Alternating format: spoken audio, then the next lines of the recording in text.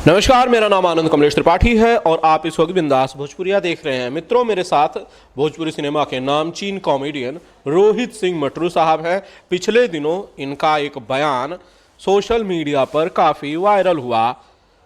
रोहित भाई से जानने की कोशिश करते हैं कि ऐसे बयान वो क्यों देते हैं जिनके बाद तमाम तरह के विवाद हो जाएं। शायद विवाद इनके लिए भी अच्छे होंगे।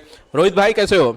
सॉरी नमस्कार, प्रणाम। बहुत अच्छा हूँ और जैसे आप हैं वैसे मैं भी हूँ। आपने तो अपना सिलिकॉन निकलवा लिया ऑपरेट करवा के, बट मेरा अभी है और इसको निकलवाऊंगा नहीं, क्योंकि इसी के बदौलत जो भी चल रहा है। चल तो बहुत कुछ रहा है, चल आपके साथ विवाद भी रहे हैं। आप ऐसे बयान आप देते हैं जिनके बाद सोशल मीडिया में सुर्खियां बटोर लेती हैं वो सारे बयान। क्यों ऐसा करते हैं? क्या बयान मैंने दिया है सर? मैं बता रहा हूँ आपने क्या बयान दिया। पिछले दिनों एक इंटरव्यू के दौरान आपने ये कहा कि खेसारी लाल यादव ने आपके पेट पर लात मारी। खेसारी लाल यादव आपके पेट पे क्यों लात मारेंगे? कौन सा ऐसा काम था जो खेसारी लाल यादव ने आपसे छीन लिया? प्रभु जी, आनंद जी, सबसे पहले तो बिंदास भोजपुरिया के जितने दर्शक हैं उनको मैं प्रणाम करता हूँ। हाथ जोड़कर प्रणाम है और बस ऐसे ही प्यार आशीर्वाद देते रहें। सबसे पहली बात, जो आपने आरोप लगाया है वो पूरा इंटरव्यू देखें आप। एक्चुअली वो शॉर्ट में किसी ने काट के उस चीज़ को ये किया है। पूरे इंटरव्यू आप देखेंगे तो समझ। मैंने ये कहा था कि खेसारी जी की कॉमेडी में टाइमिंग इतनी अच्छी है कि किसी भी कॉमेडियंस को वो घर बिठा सकते हैं, पेट पे लात मार सकते हैं। हमने ये बोला, तो इसलिए ये तो अच्छी बात है कि वो उनका टाइमिंग कॉमेडी में। और आपने देखा नहीं है कि खेसारी जी का कॉमेडी का टाइमिंग कितना परफेक्ट होता है? हम लोग कहीं नहीं हैं। वो अगर चाह जाएं, जिस दिन चाह जाएं, मैं फिर आपसे बोल रहा हूँ, बिंदास भोजपुरिया के चैनल पे मैं फिर से बोल रहा हूँ कि खेसारी जी की टाइमिंग इतनी अच्छी है, कॉमेडी सेंस इतना प्यारा है कि अगर चाह जाएं कि मेरे फिल्म में कॉमेडियन नहीं रहे तो वो नहीं रहने देंगे, क्योंकि वो खुद ही इतने अच्छे अभिनेता हैं, इतने अच्छे कॉमेडियन हैं, इतने अच्छे कलाकार हैं कि वो कॉमेडी सेंस उनका अंदर मतलब इतना बढ़िया है कि मैं तो उनको गुरु मानता हूँ यार उस कॉमेडी में। ये चीज़ें तो ये बोला था मैंने, और उसको काट के अब आप ही इसको बोला कि फिर से दिया मटरू जी ने ये बयान कि कॉमेडियंस के पेट पे लात मार रहे हैं खेसारी जी। मैं क्या करूंगा इसमें? नहीं, मैं इसको ऐसे चलाऊंगा, कटछांट हमारे यहाँ नहीं होता। मैं इसको ऐसे दर्शकों को बताऊंगा कि मटरू ने कहा कि खेसारी लाल यादव मेरे गुरु। हाँ, कॉमेडी में मुझे लगता है कि मेरे गुरु हैं। वो इतना अच्छा कॉमेडी करते हैं, सच्चाई है, वो मेरे गुरु हैं। मैं उनको मानता हूँ कि मेरे से अच्छा कॉमेडी करते हैं वो। इस मामले में मैं उनको गुरु मानता हूँ। मतलब असल में आपने तारीफ की लेकिन उसके मायने बदल गए। मैंने बदल दिया क्या? क्यों ऐसा क्यों करते हैं लोग, मुझे समझ में नहीं आता। क्योंकि ये चीज़ें नहीं होनी चाहिए। अब first impression is the last impression, ये सब लोग जानते हैं। भैया एक बात बताइए रहुआ, अगर रहुआ के ये कहल जाओ कि आनंद जी को कुछ चीज़ें मैं आपको बोल रहा हूँ, उसको आपने एडिट करके या एडिट नहीं भी किया, आप अपने इस चीज़ को करने के लिए आपने कुछ पंचलाइन बना दिया, लेकिन जो अंदर मटेरियल है वो पता नहीं लोग देखते हैं नहीं देखते हैं, लेकिन वो सब देखते हैं। अब उनकी उत्सुकता जगी होगी जो समझदार लोग होंगे, और निश्चित तौर पे समझदारों की संख्या बहुत ज़्यादा है, बेवकूफ़ों की संख्या कम है। तो बेवकूफ़ लोग ही इस चीज़ को हाईलाइट करेंगे।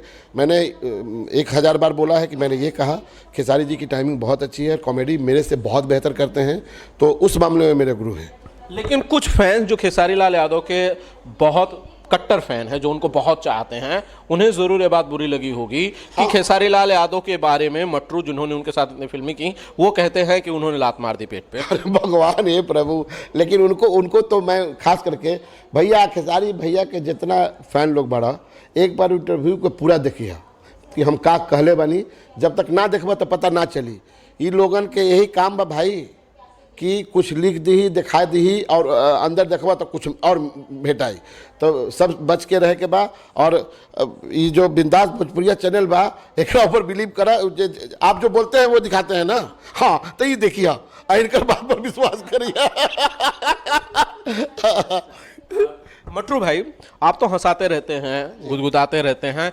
मैंने जो फिल्में देखी हैं सब में आपका बड़ा ही मस्ती वाला, कॉमेडी वाला कैरेक्टर जो है वो रहा है। लेकिन इस बार इस बयान के बाद तो आप विलन बन गए।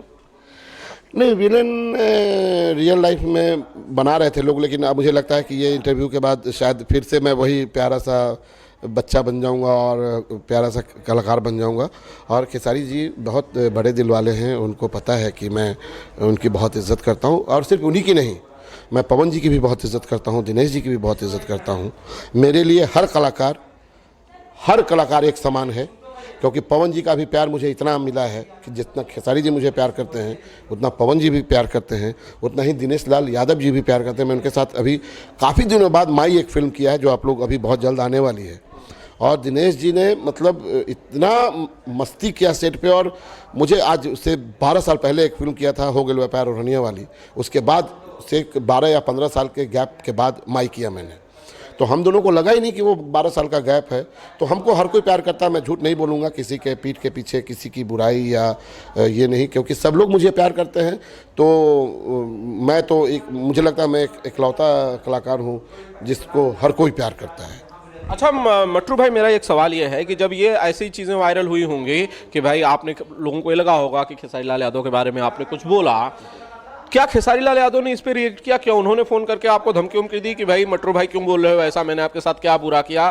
खेसारी लाल यादव का क्या रिएक्शन था? उन्हें बुरी लगी ये बात? नहीं, वो क्यों फ़ोन करेंगे, उनको तो शायद पता भी नहीं होगा।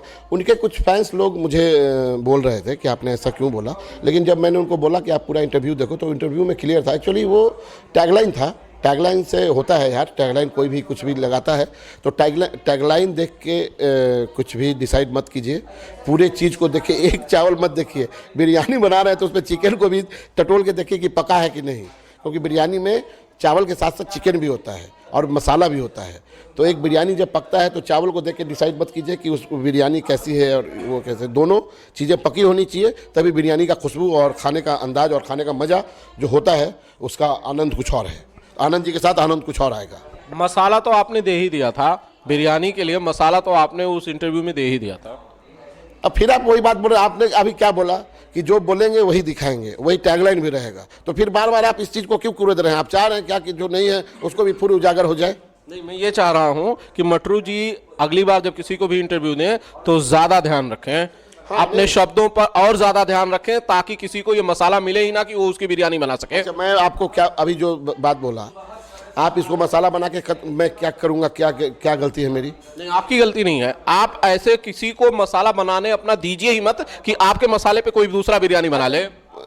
अगर किसी के बारे में जो चीज़ मैं बोला, जो चीज़ जानता हूँ, अगर अच्छा करता है तो उसको बोलने में क्या बुराई है मेरे भाई? मैं तो नहीं डरता हूँ। अगर अच्छा को अच्छा बोलूँगा और उसके लिए अगर कुछ भी कोई बोले कोई फर्क नहीं पड़ता है। कद्दू नहीं, कोहड़ा नहीं, क्या घेवड़ा नहीं, कोई हमको फर्क पड़ता है। अच्छा को अच्छा ही बोलूँगा, बुरा को बुरा बोलूँगा, ये मैं इतना पावर रखता हूँ और इतना बोलूँगा। तो वो अच्छे हैं तो उनको अच्छा ही बोलूँगा। कौन अच्छा है और कौन बुरा है? देखिए, इस चीज़ को आप अगर उस चीज़ से जोड़ रहे हैं, अच्छाई और बुराई, आपको भी पता है इंडस्ट्री में कौन अच्छे हैं और कौन बुरे हैं, क्योंकि आप पत्रकारिता के क्षेत्र में हैं और हर किसी को के साथ आप वार्तालाप करते हैं, आप उनके रायों को जानते हैं, उनके चीज़ों को निकलवाते हैं। तो अच्छाई और बुराई, जहाँ राम रहेगा वहाँ रावण रहेगा ही रहेगा। अगर रावण नहीं रहेगा तो राम की अहमियत घट जाएगी। तो बुराई रहेगी ही यार, बुराई तो होती ही है, और हर कोई अच्छा नहीं हो सकता हर किसी के लिए। हर किसी के लिए खेसारी जी अच्छे नहीं हो सकते, हर किसी के लिए पवन जी अच्छे नहीं हो सकते, हर किसी के लिए दिनेश लाल अच्छा नहीं हो सकते हैं, हर किसी के लिए मटरू अच्छा नहीं हो सकता है। ये मेरे ऊपर डिपेंड है कि मैं कितना अच्छे से उनके चीज़ों को निभाता हूँ।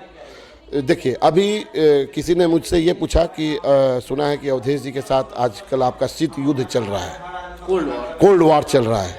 ऐसी कोई बात नहीं है। आज भी अवधेश जी को मैं जितना बचपन से प्यार करता था आज भी उतना ही करता हूँ, और जीवन में उससे ज़्यादा करता रहूँगा। ठीक है, अवधेश जी से मेरी रोज़ बात होती है, उनसे हमेशा बात करते हैं हम लोग। तो ये मैं बोल रहा था कि अवधेश जी उन्होंने मुझे बहुत ज़्यादा दिया है।